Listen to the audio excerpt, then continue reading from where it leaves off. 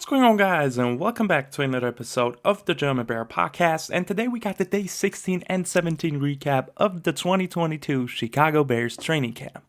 The Bears are back at practicing after the preseason week 2 against the Seattle Seahawks, and lots of interesting stuff was happening, but unfortunately both practices were close to the public, so not a lot of live tweets, but still great information to go over. So let's get right into it and go into the injury report. First of all, for the players that didn't practice over the last 2 days now, it first of all was Jaquan Brisker, who is suffering from an injury. He had something on his thumb and decided to repair it, so Brisker recently underwent surgery to repair his thumb, and it's been fixed now, and Brisker is expected to still be ready for week 1, so great and also bad news at the same moment. He will miss some time now from practice, from training camp, but he should definitely be ready for week 1, and I think he had such a great impact already. He can now get into the mental reps, just get repetition in and just watch film and everything like that. So I'm confident that he will be ready for week 1, no question. As for the other players that were missing the last 2 practices, wide receivers Nasimba Webster, Byron Pringle, N'Keal Harry, and also Tajay Sharp didn't practice, so lots of receivers still being out. Also, the nickel corner position took a big shot with Jalen Jones, Tavon Young, and Thomas Graham Jr. being out, as well as Treston Ebner, Lucas Patrick, obviously, but he's still expected to be ready for week 1, and linebacker Caleb Johnson. As for Khalil Herbert, the running back was out on Saturday's practice. He was limping off the field and was carted into the locker room. On Thursday, thought it was something more serious, but as it appeared like he was back at practice today, not involved into the team drills, but he still competed in the individual drills, so happy to hear that about him. So with that being said, let's actually move on to the biggest topic probably that surrounded the Bears over the last 2 days now, which is the Roquan Smith situation.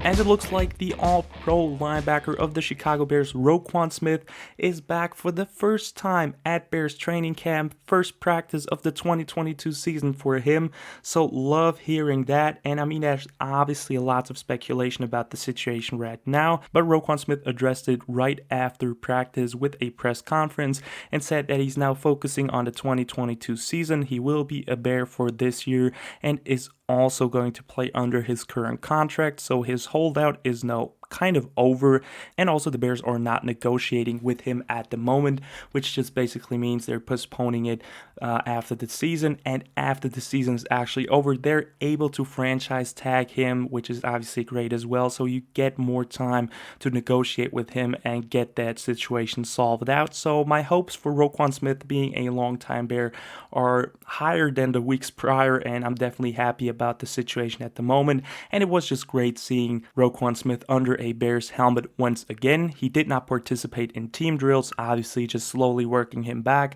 but he did actually participate in the individual drills and looked pretty good. He looked really sharp, really fast, so I don't have any concerns about him not being healthy for week 1. It's just great to see that he's finally back at the Bears practice, so definitely for me the biggest shocker and topic of the last 2 practices. So with that being said, let's move on to the actual last 2 practices.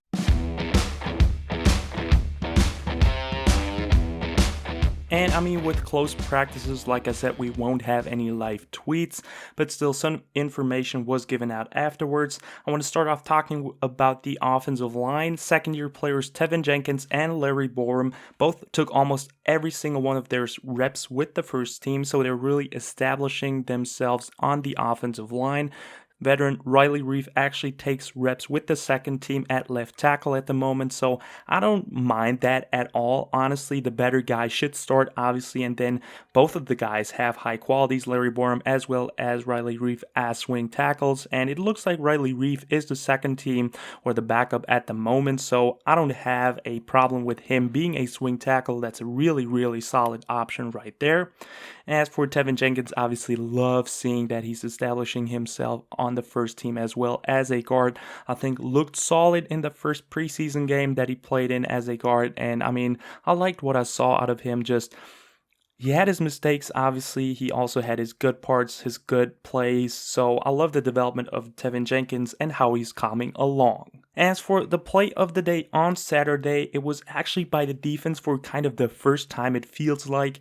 Actually, the defense had the play of the day, and it was from one of my favorite players on the team, Khyris Tonga. Tonga dropped actually into coverage, which is already hilarious to me. But as you'll see him on the field, I mean, he is kind of agile. He can move a bit. He's quick, and he actually picked off a pass thrown by Justin Fields, which is the first shocker, obviously. And then he took it 80 yards for a touchdown, pick six for the defensive tackle.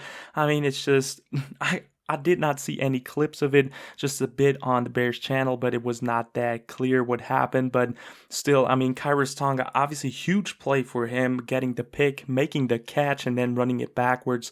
Also great awareness as it looks like. So fun play of the day. And also, I mean, 80 yards is absolutely incredible. Also interesting about that practice as well, another interception was thrown, but no worries, not by Justin Fields. It was by the expert Nathan Peterman and was picked off by linebacker DeMarquise Gates, who is a super talented linebacker that really showed out the last two preseason games now. So I think his stock is definitely rising and his roster spot chances are increasing day by day. As for the offensive skill position players, I mean, they had an up and down day. There were some negatives plays, like starting off the team drills with a -2 yard play or pass to David Montgomery. Then he followed that up, Justin Fields, with throwing a dot to Darnell Mooney over the middle for 22 yards on Kyler Gordon. So love seeing them still building that chemistry day by day, practice by practice. Then they followed that up by a nice gain of Khalil Herbert for 5 yards on the ground. And then Fields also found fullback Kari Blasingame for a 7-yard pass to get down to the 8-yard line. And then in the red zone, who do you use? Obviously, your big threat that has not really scored a lot of touchdowns, Cole Kmet. So we need to see this development for him. Fields finds him in the end zone, gives him a jump ball, and he gets over Dane Cruikshank, the safety, and catches it for 6 points. So great job by the offense right there, involving lots of weapons: Montgomery, Herbert, Blasingame, Mooney, Kmet. So great job by Justin Fields. Also just being poised and calm, and then finding Cole Kmet in the end zone using your big body tight end target right there. So love seeing that from day one. And that's already everything I have about day one, honestly.